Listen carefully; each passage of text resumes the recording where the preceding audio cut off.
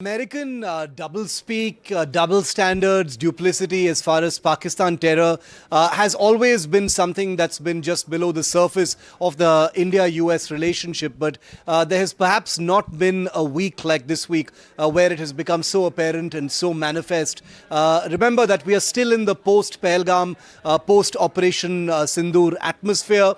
Indian delegations have just come back from abroad, including the United States, trying to rally support and build India's case as far as Pakistan's terror and terrorist ways are concerned.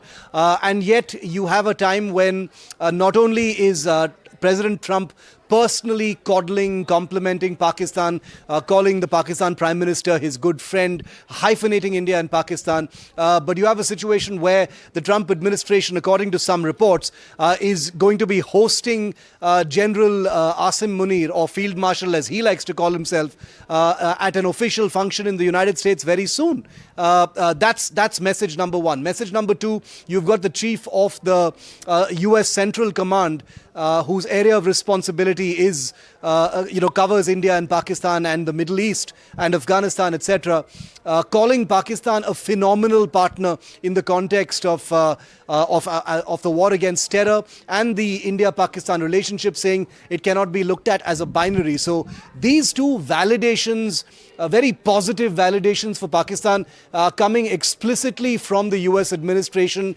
from the president himself, his Pentagon and State Department, his general looking after the very, very crucial and sensitive Central Command, can't be seen as just run-of-the-mill or routine comments. They are obviously designed to send out a message.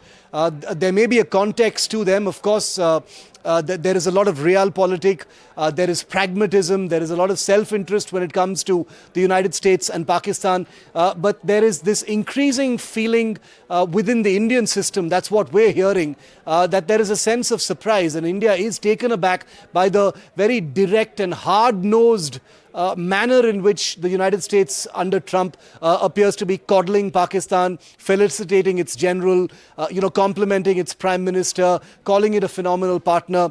That doesn't sit well with India. Does India have options? Are these messages only on the surface? Is the real diplomacy happening on the back channel where India doesn't really need to worry about?